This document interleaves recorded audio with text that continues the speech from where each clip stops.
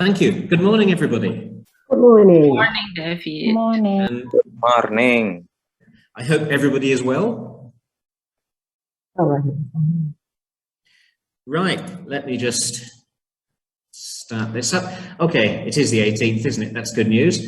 My name is David Bradbury, and as you heard, I'm a teacher trainer. So I'm going to be talking today about, in my first session, about communicative teaching techniques. And I'd like to start by asking you a question. Okay, here we are. What is communicative language teaching? Now, I'm going to give you 45 seconds to quickly type. Any ideas? Oh, emotional teaching, I like that. Okay. Thank you from Fahur Rasi. Any more? Okay, very important from Arias. Interaction is really important between students, especially. Interact interactively. Oh, this is all good. Okay, yes. So what we have here then is interaction. You're all really putting a strong emphasis on interaction and for communicative purposes. Yep, okay. Yes, I would say then that we're all on the right page. Yes, it is all about interaction. It's moving away from the old-fashioned model of when the teacher or the lecturer is just there kind of giving information, filling the students' empty heads. So language is all about interaction. Definitely not one way, yes. Oh, experience-based, that's an interesting point as well. Thank you for that. Okay. Oh, full of engagement. What a nice way of putting it. Oh, good. Okay. So a lot of you then have some very good ideas about what we're talking about with this. And yep, I agree with all of what you're saying, because what we are talking about then is language for real communication. And in the past, then the goal was what we call linguistic competence. So that's where, for example, you have students who will say, teacher will say, how do you make present perfect? And the student will say, subject plus has or have plus verb 3. And the problem always with that approach is that you have students that can name things and use things like modal and predicate and all of these things, but they cannot order a cup of coffee in English. So what we are doing then is moving away from linguistic competence to communicative competence, using the language for communication with interaction. Now, so what makes an activity communicative? Well, it's kind of a lot of you have answered this question as well. Interaction, again, engagement, encouraging students to participate, students and teachers interacting, and interaction between students and teacher and between students. And, oh, okay, and a bonus point from Herian, who's just said this, because, who's just a contextual, because you're absolutely right. There must be a context for the language practice. We don't use language in a vacuum with no context at all. If there's no context, the students can't see the point. Why are we studying this? We will never need this. So there absolutely must be context. So a situation. So where are the students? Who are they talking to? What do they need to know? Are they lost in a strange city? Are they writing an argumentative essay? And there needs to be real communication with a genuine exchange of information. Because, of course, that's what all languages are for. It's for exchanging information. And what else is really important is practice. Now, practice is really important because in my experience as a teacher trainer, it's the one thing that there isn't always enough of in teaching. What happens is that teachers sometimes rush through all of the tenses and then passive voice, and they do some conditionals, but everything's going so fast, the students don't have time to practice. And a famous example of this is if you say to students, okay, how many? And they all say 1, and you say, how many? And they all say 5, and you say, how many? And they all say 7, and you say, what's your phone number in English? And suddenly they're, 082 082 9, and so it's because they haven't had enough practice. But if you say to a student, how are you? The student doesn't think, how are you? Interrogative statement about a situation, are, so that's second person to be, you, second person pronoun. They don't, they just say, I'm fine, because they've practiced it. And it's automatic. And that's really our aim. So what we're talking about then is we're providing 2 types of practice, controlled and freer practice. By controlled practice, the students are using the target grammar or target vocabulary, and there's only one correct answer. So for example, with this question. So it's controlled practice because we control what we want them to say. And of course, the only possible answer is went. So it's controlled. With freer practice, then the students use the target grammar, vocabulary, whatever, but there are many possible answers. So a question like this. And they still have to use the past tense, but they can talk about whatever they like.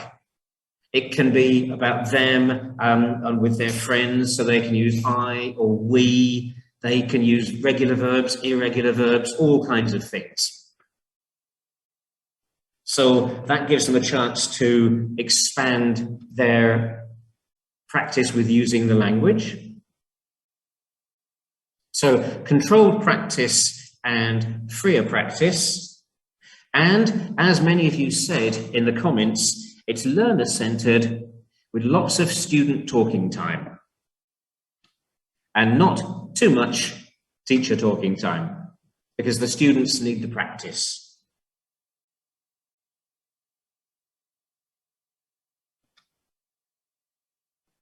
Okay, any questions so far? So far, so good? Okay, everybody still looks happy? So far, so good. Good. Okay, so basically though, language needs to be practiced in the spoken and the written form. Practice, practice, practice. And not only sentences with grammar and grammar with sentences, because we don't speak in sentences. If somebody in English says, where are you from? Then you might just say Georgia. You wouldn't say, I'm from Georgia, because we don't speak in sentences. So it needs to be natural. And as we said before, communicative grammatical competence, meaning if we're using something spontaneously, we don't have to process it. Subject plus verb, so that was past tense, so subject, second person, blah, blah, blah. We can say it without thinking. And I think a lot of our students can already use that. You know, I said before, how are you? What's your name? Where are you from? How old are you? Even low-level students have that.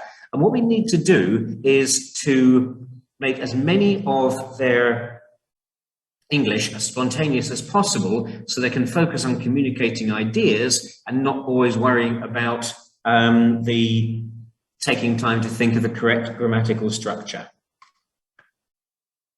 So that's what we're doing. Ideally, what we're doing then is we are moving away from the students having to translate in their heads even, and moving towards producing language much more spontaneously.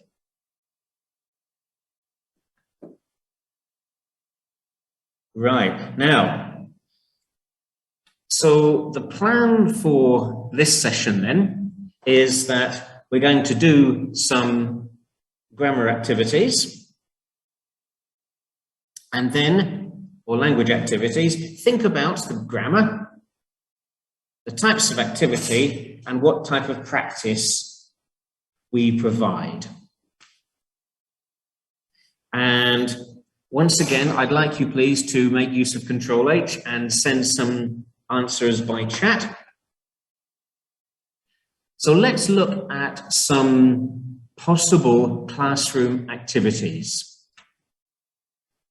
Now, let's imagine then a teacher asks this or does this activity called My Friend's Clothes. So the teacher says to the students, work in pairs, tell your friend what they're wearing and use that structure. So you are wearing a blue shirt, you are wearing green hat. So basically practicing a bit of, what's the grammar there? What's that grammar structure called?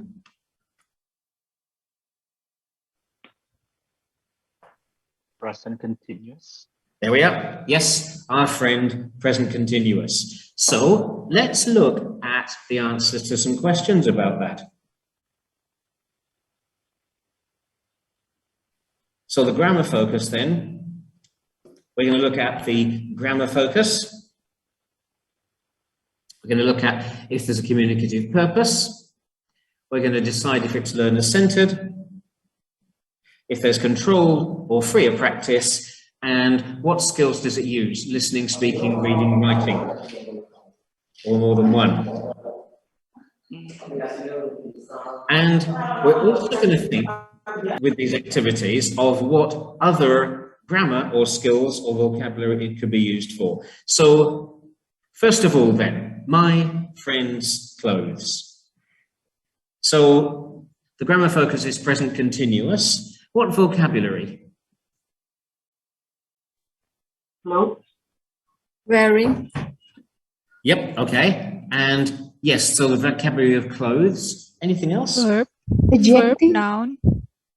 Okay, could be adjective, okay. Possibly colors as well. So, but basically it's those two things.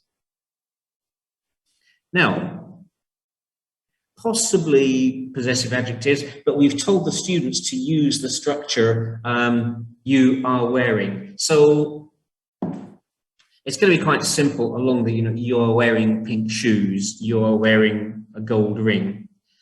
Okay, is there a communicative purpose for that conversation?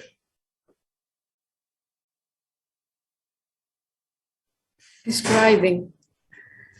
Okay. Now, appearances. Remember, if there's a communicative purpose, it means that's what we call an information gap. Student A knows something that student B doesn't. So there's a real communicative purpose because A learns something new from the conversation with B, and B gets new information from A. Now, if students are in pairs doing this activity, telling their friends what they're wearing, do they learn anything new about their friend from this interaction?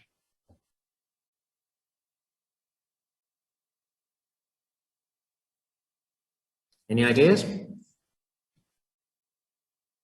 Okay, let's think about this. Do you have these conversations with your friend? When you meet your friend, do you say, you are wearing a green shirt, you are wearing black shoes?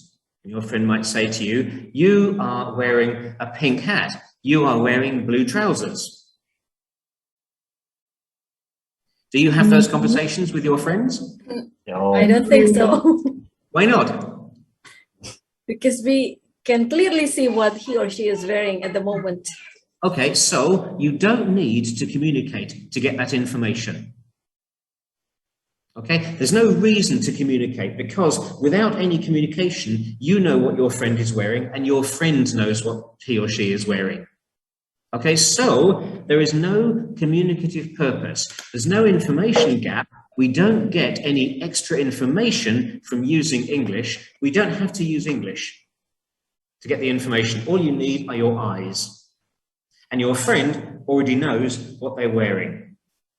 Okay, you wouldn't have this conversation with, you might say to your friend, you're wearing a blue shirt. Oh, wow, I didn't know that. Thank you for telling me. Unless your friend's a little bit crazy. So, okay, hang on, there's just a question coming in. Okay, Miss Amy, I will come back to that later then. So, with this, then, this kind of activity doesn't really help. It's not motivating because the students have no motivation to use English because there's no communicative purpose.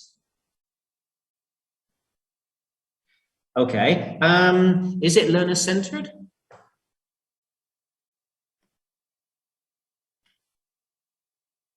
Yes. It is, isn't it? It's only short, repetitive expressions, but the students are doing all the talking. Okay, so is this controlled or freer practice? Control. It's very controlled because you're telling the students exactly what structure to use. And what skills are used? Listening, speaking, reading, writing? Speaking. Yep. Mostly listening and speaking. Mostly. Yeah, that's right. It's those two. So listening and speaking. Okay. Now, can you think of any other grammar that you could use for a similar activity?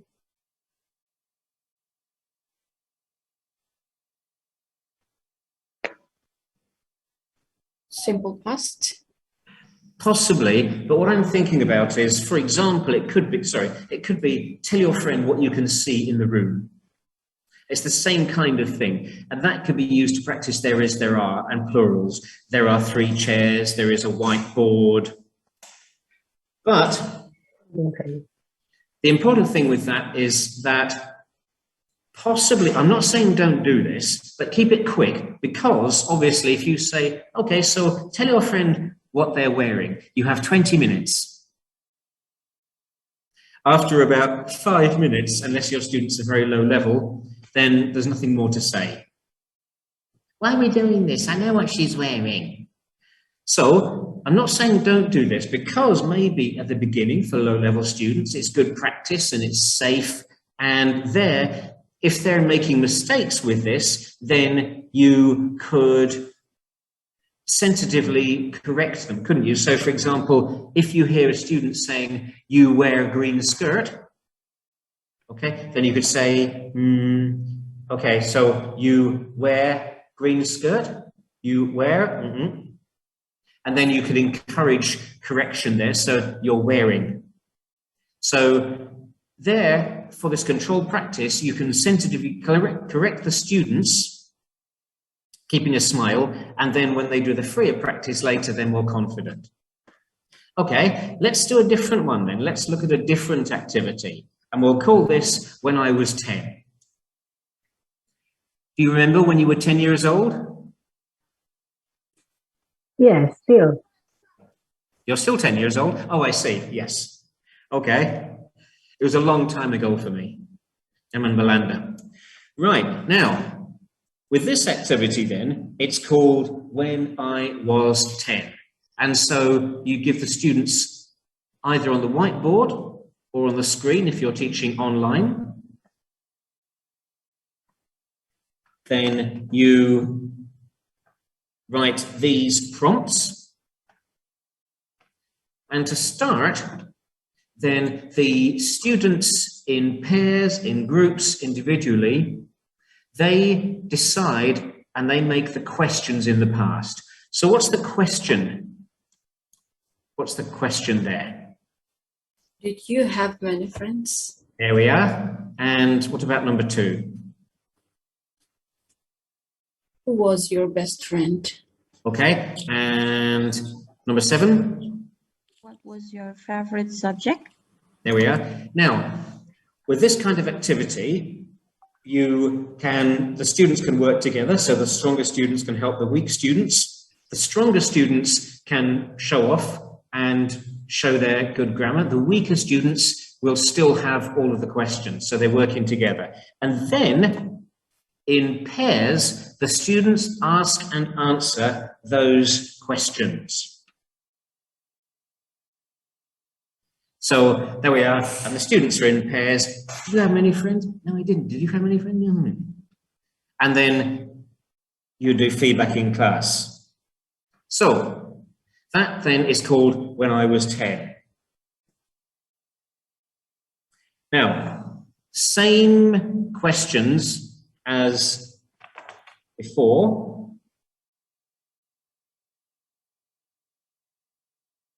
Let's just jump to the next one. Ding. Okay, same questions as before. What's the grammar? Simple past. Past tense. Okay. Yep. So it's simple past. Okay. Hang on, I'm just going to jump again. Ding doing. So it's simple past and questions.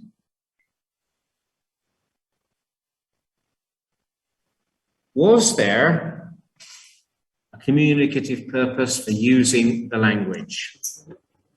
Yes. Okay, why do you say yes? Because we do not know what he or she did, or the experience that she or he had when he or she was 10. Exactly right, yes. We don't know the answer to the question unless, or the students don't know the answer to the question unless they communicate in English. So they have a reason to communicate because there is an information gap. So if they don't speak, they cannot do the activity. Okay, so that's the difference with that one then.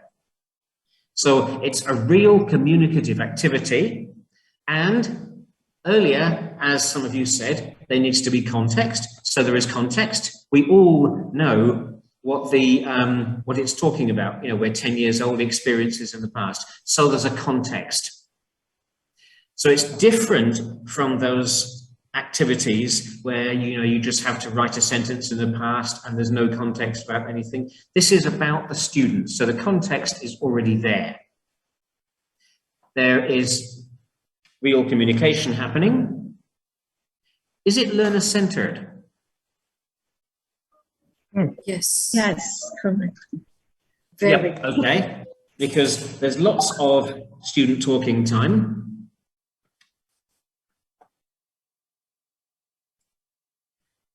Okay, now, is it controlled or freer practice? Clear. Clear. Both. Well, it is kind of both, yes, because it's controlled, because remember, we give the students the questions. So, did you have many friends? Who was your best friend? So that part is controlled, but the students' answers are freer. Because this kind of activity is very useful when you have mixed level of students. Because with the questions, for example, did you have many friends? A low-level student would say yes, or yes, I did. But a higher level student would say, yes, I have many friends. My best friend was Buddy, and I used to play with him all the time. So it's a nice activity for classes with mixed levels.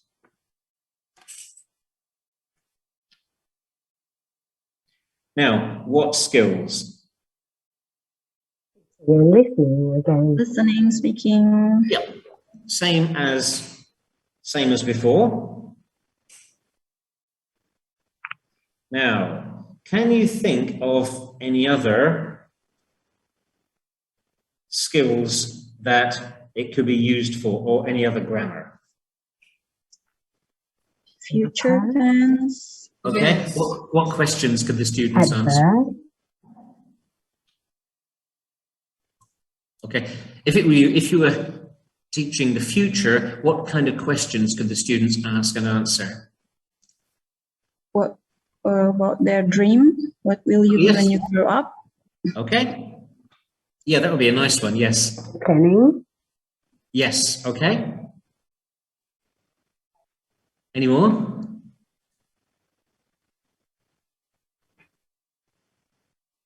Past progressive. Okay. For example, Um, What were you doing when you?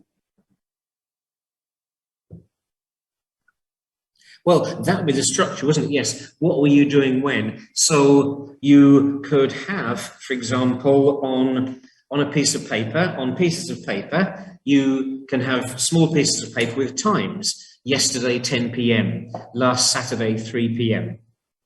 And the students have to choose and then ask their friend, what were you doing at 3 p.m. last Saturday? And then the students have to answer. Yes, used to is another one. Tell me something you used to do at school. Tell me something you used to do at the weekend. So the students might say at the weekend, I used to meet my best friend, or I used to play in the park, or I used to watch cartoons. So any kind of interaction then where the students don't know the answer yet. Okay, any questions so far? Okay, now let's try some of these. Oh my goodness me, we have 89 people. Okay. May I ask? Yes, please do. Okay, thank you for the chance. I think it won't be any problem if the students has the same skill. I mean, the advanced grade perhaps, but the matter is if we face the students who has lower skill, lower grade, I mean, so how would you motivate them to speak more and more because they get lack of vocabularies? Perhaps I need the tips for you. Okay, for low-level students, it's all about providing as much support as possible. So for low-level students, if there's those questions about, for example, about what they used to do, then you could elicit with the students the name some vocabulary. So you might say to students, oh, okay, give me some examples of activities that children do. And then you can write on the board when they come. So they might say, for example, watch cartoons, play football, tidy their rooms, do homework. And you can put those on the board. And so when the students are doing the activity, you can say to them, if you like, you can use those words, but you don't have to. And then what you have is the smarter students might say many different types of things, but the weaker students still have those words on the board if they need them. The other suggestion, if you have low-level students, is to give them more practice. So if you are doing something like the past progressive, as we heard earlier, then again, you could elicit some verbs, but do some controlled practice. So have some pictures on the board of somebody doing homework. And say, okay, everyone, so at 3 o'clock yesterday, and then do homework. Okay, not do homework, remember. What tense? Okay, remember the ing. Okay, so I was, that's right, yes. What's this one? Not do, ing, yep, was, doing, and then what? My homework. Everyone, at 3 o'clock, I was doing my homework. Everyone again? Okay, Buddy? Good. Dewi? Good. So lots and lots of support. And then when they're doing the activity, it depends if you're teaching face-to-face or online. When you're teaching face-to-face, move among the students. And if you hear a student who's not confident, remember to praise them. Well done, Derry, good work. Somebody who's making a mistake, okay, say it again. And then say to the person they're working with, can you help? Good, okay, now say it, well done. So just moving quickly around. If you are teaching online with Zoom, it's really useful because you can send messages to just one person. So if you hear, again, so Buddy is saying, I do homework, then you send a private message to Buddy saying, okay, Buddy, that's good, but remember not do, use ing, and then you hear him say it. So Zoom chat is really useful because you can send a message to one student and the others don't know, so the student isn't embarrassed. But basically, low-level students, lots of practice. Remember my example of phone numbers. So give them lots of practice first and then correct sensitively. And remember as well, everyone, that praise is really important. Praise the students for trying. Praise the students when it's nearly right. Praise the students when it's right. They're speaking a foreign language in public. You know, it can be stressful. Okay, any more questions so far? Thank you for the suggestions. Thank you. No problem. Any more? Yes. Yes, please go ahead. First of all, I would like to introduce myself. I am Pascalina Sukacita Laman, but my students usually call me Miss N. So David, I have a question regarding our topic. Are speaking and listening the most prominent skills which are trained using this communicative language teaching approach? No, in fact, they all can be. And it's a good question. And it's also really important to think about the other skills because writing must also be taught communicatively, which means that when you're asking students to write, you need to tell them, okay, who are they writing to and what's the purpose? Exactly the same as with a speaking activity. So if you are teaching the vocabulary, let's imagine you're teaching the grammar of making suggestions. You should, why don't you, I think you should, all of that. Then rather than just write 10 sentences using should, tell your students there's somebody, a foreigner, coming to your city and they're confused, they don't know what to do. What suggestions could you make your friend? Send your friend an email or even a tweet, something like that, with 10 suggestions for coming to your city. And it might be, for example, you should be careful about spicy food. You should visit the Kraton. Okay. You shouldn't what? Okay, you shouldn't wear impolite clothes, for example. You know, you shouldn't shout at people. You shouldn't carry too much money. So now it's still writing, but there's a purpose for it. Because the person you're writing to now has new information. Yeah. And also with reading, because you can teach reading communicatively. You could, for example, you could read about a guidebook about your city, same kind of thing, and ask students, do you think that's good advice? Or you could, one thing that students like doing is emails about complaints. Writing emails about complaints are good. So, for example, your phone network is really slow. So send a message to the phone company complaining about expensive pulsar and slow internet. So there's a real reason. So absolutely, all 4 skills need to be taught communicatively. Very often with writing, the reason could be, you could even, if you're not sure, make it a competition. So talking about future plans, as we heard earlier, there is a competition to win a scholarship to study in Cambridge, and the winner is the person who can write the best essay about why they should go to Cambridge and what they would study there and why they're the best person to do it. And now there's a communicative purpose. So, yeah, all 4 skills, yes, same thing. Thank you very much. You're welcome. Okay, any more? Okay, now let's go on with some more activities and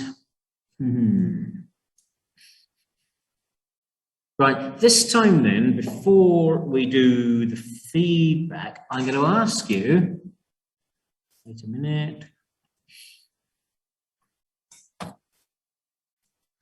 Okay, I've just sent everybody a URL, and that's an online form for asking these questions about activity, grammar focus, communicative purpose, learner-centered, skill used, etc., etc. So it's just so you can make notes while we do this next activity. So if you click on that,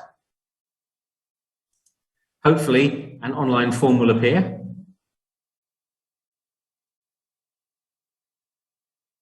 Can you all see that? Yes. Oh, good. Okay, we'll just do a couple of these, and every time there are 3 or 4 different forms there. This is just so you can focus your thoughts while we're looking at these activities. Now, okay, let's think of another activity. And what we'll do is we'll do a few activities, and then after them we'll quickly discuss about whether they are communicative. Okay, the first one then, there we are, I sent you that. The first one we'll call My Street.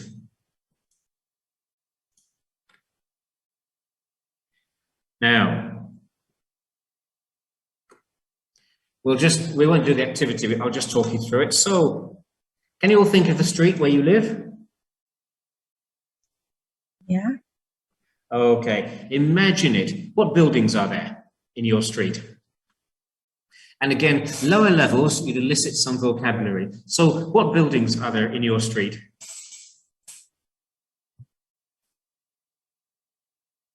Mosque, Okay. What else? supermarket, Mini markets. Yep. market, Okay. Hospital, mall. Okay. So the students can be thinking about that. Once again, Gas low station. level, yes, of course. Low level students might just think about simple things like house and shop and mosque. Houses. Also think about the road. Easy. Also think about the people who live in your street, who travel on your street. Also think about, those things. Is it noisy? Is it quiet? Can you see lots of people? Can you smell somebody cooking nasi goreng? Now, what we're doing here is giving students lots of ideas, because low-level students might not be able to think of much. So you ask the students to think about their streets, and then, and this is a kind of a classic activity, you ask the students to write 3 sentences. 2 true, 1 false. So they might say, in my street there are 2 mini-marts. In my street there are no buses. In my street there is a purple house. And they write those sentences, and then they work in groups. 3 might be too small, and their friends have to guess which is the false sentence. Now, with this activity, obviously, as you know, with large classes, you need to decide about the size of the groups. You need to make decisions about timing. If you have a very large class, you might make one true and one false sentence. And the students then have to, they say their sentences one at a time. Okay, now, just for 2 minutes, in that online form that I sent you, so the name of the activity is My Street, just quickly for 2 minutes on that form, answer those questions. Grammar focus, was there a communicative purpose? Was it learner-centered, controlled or free? Which skills? Any other ideas? Okay, for 2 minutes, just write your answers on that online form for me. All finished? Let's just go through what you think. Okay, so the activity was My Street. Okay, you can either answer or send through Zoom chat. What's the grammar focus? Simple present. Okay. Present tense. Okay. Think about Preposition of place. yes, Preposition absolutely. of place. Yep. Yeah, preposition of place. Any more? Think about the sentences that you would write. Oh, the messages are flooding in. Hang on. Yep. Yes. Okay. So lots of you are saying present simple. What's the structure of the sentence that you would say? Give me an example of a sentence about your street. Any ideas? Okay. There we, oh, there's some, okay. So there's a few examples we've just had then. So we have, the bank is next to the bookstore, which is a nice preposition. There's my street is wide enough. So there's, adjective, also the use of enough, but also buses for the plural. And we have there is. There is, there are is really important as well for students to use. So there's also adjectives like wide. So potentially there's quite a lot of vocabulary. Adjectives could be things like big, small, tall, old, new, things like colors. Again, low-level students, there are two houses. Higher level students, there are many derelict buildings. So it's flexible for higher and lower level students. Oh, I like the streetlights are usually turned on at 7 p.m. That's a good sentence. So there's quite a lot there. So is there a communicative purpose? Do the students need to communicate? Yes. Can they, Yes. Yeah, they can't do it without speaking. So Yeah. absolutely. And of course, they can't guess the full sentence unless they communicate. So there's definitely a communicative purpose. Is it learner-centered? Yes. No, students. Yes. Yes. Student Yes. talking time. Yes. That's right. And students are interacting with students, as some of you said right at the start. And the teacher is just there listening, monitoring, helping if they're stuck. So lots of student talking time. And controlled or freer practice. Freer. Because they can say whatever they want, really, can't they? Freer. So it's definitely freer. You might teach them there is, there are first, but it's important then to let the students to basically, as long as they're using English. But for the weaker students, we might help them, give some support, say you can use there is, there are. What skills? Speaking, listening. Speaking, listening. Yes. However, you could make it writing and reading. How could you do that? If they Ask need the student to write down lots of friends. direction, they need to write.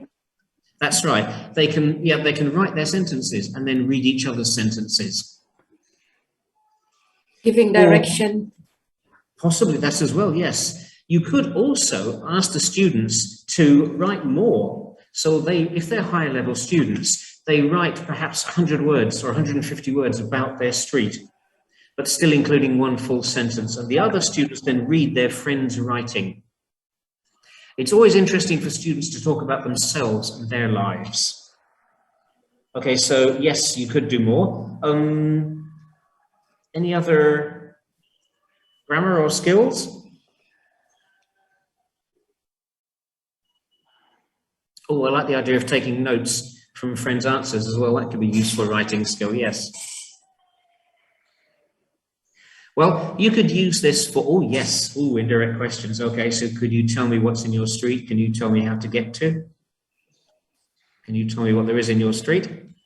You could use it for other tenses. You could use it, they could describe their bedroom. They could describe their house. You need to be a little bit sensitive if students are describing their houses or their rooms, because of course, students come from different economic backgrounds. So we don't want students to be embarrassed if their house is smaller or older. But you could ask the students to describe from, you can give them lots of pictures, for example, and they describe something.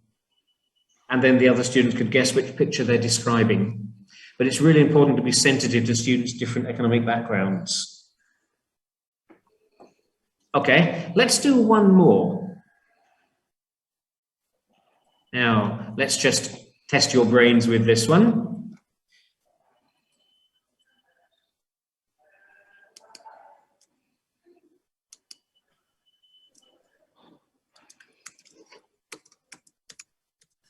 Okay, what happens to rice in Indonesia? It is eaten as main food. Staple food of Indonesian people. Okay. Well, so it is heated, yes. What else happens to it? Okay. It's heated, it's... Oh, it's eaten. Okay. Yep, okay, it's eaten. What else? Well, It's fried. Yes. Okay, sorry, I'm making you hungry now. At the market? okay. At the market, what happens to rice? Sold. Yep, and the opposite? Bought. Okay, for naughty people, naughty criminals? It's produced. Yes, okay. And what happens? Yep, good. What else? On the farm? It's Okay, so we could say all of these things. There we are. Cooked, blah, blah, blah, blah, transported, donated. So all of these things. Now you've established this. So think about the same thing and you make this an activity with the students. So you put the students in groups, and in groups, you then, that's rice, you then talk about books. And in groups, and we won't do this, but this is what you do. You say to the students, as many things as possible that happen to books in Indonesia. Can I have some examples?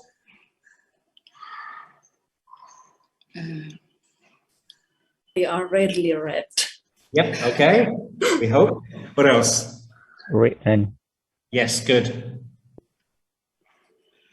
Any more? Yep. What else happens to books? Published. Good, good word. the books are lost. Oh dear. Yes, oh, stored is good. Yep. What else? The book are paperless now. Yeah. Oh, look at that. Bought online is good. The books are disappeared. Oh no. Okay. So students in 5 minutes, and it's a competition. The students have, each group has to produce as many sentences as possible. And then if it's online, they send you their list in, oh dear. That's a depressing one.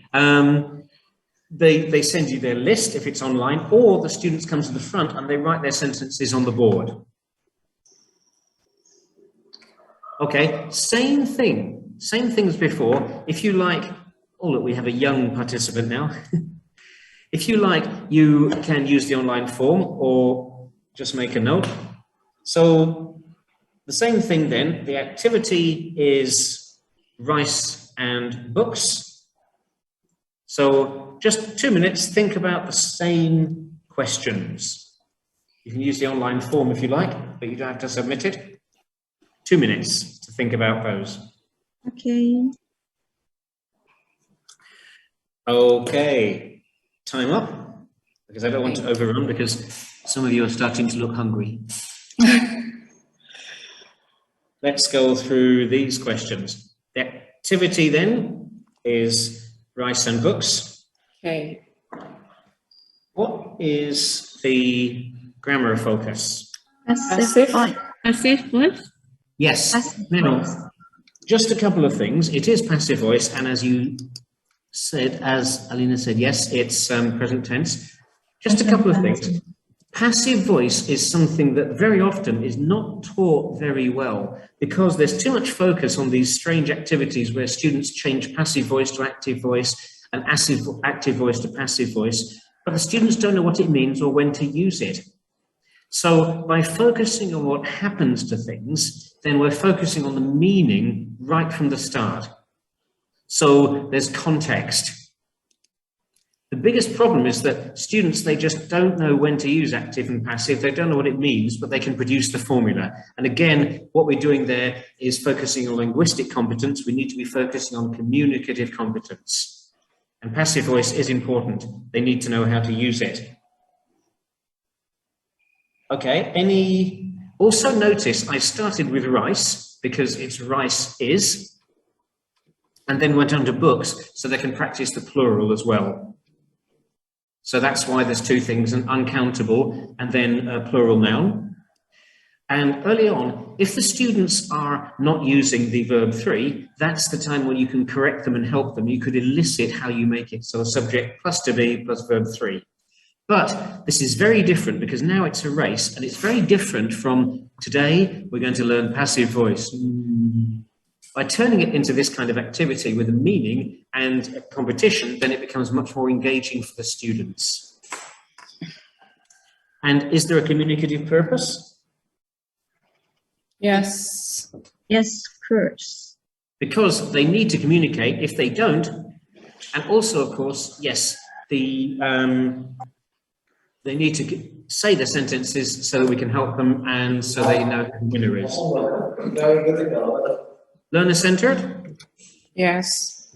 No. Freer. Yes. Yes. Don't panic. Sorry, not focused. Yes, it is. Sorry, learner-centered not focused. because all the examples are coming from the students. What skills? Oh, sorry. Listening, Controlled or freer speaking, practice? No, Sorry, free. yeah, I'm confusing me now. Controlled or freer practice? Freer. Definitely free because they can use any verb, any verbs at all. What skill? Listening, speaking. Okay. Writing. Reading It and could be writing. writing if they're writing sentences on the board, yes. Yeah. Now, any other grammar or skills? Well, you could use it for other tenses. You could use it for the past. So what happened to, but you can use it with other things. You could use it with adjectives of personality. For example, in groups, the students describe a perfect teacher. So the perfect teacher is patient, the perfect teacher is kind, the perfect teacher is blah, blah, blah. Or in groups, they could write sentences about what is happening now at the school. So the security guards are guarding the building, the teachers are teaching, the cleaners are cleaning, mopping the floors, the teacher is helping the students. So this kind of activity in groups, absolutely adverbs of frequency. So in groups, how many things do you do often? How many things do you do regularly or every day? So all kinds of grammar. And this activity where the students are in groups and they're racing, they think it's a race, but what they're doing is free practice of the target grammar or vocabulary. Okay, so that's basically the Then the important thing to remember, though, is that students need to have a chance to practice the language. There needs to be context, and the practicing needs to be as student-centered as possible. So the students are doing all the talking. Okay, so context, practice, student-centered.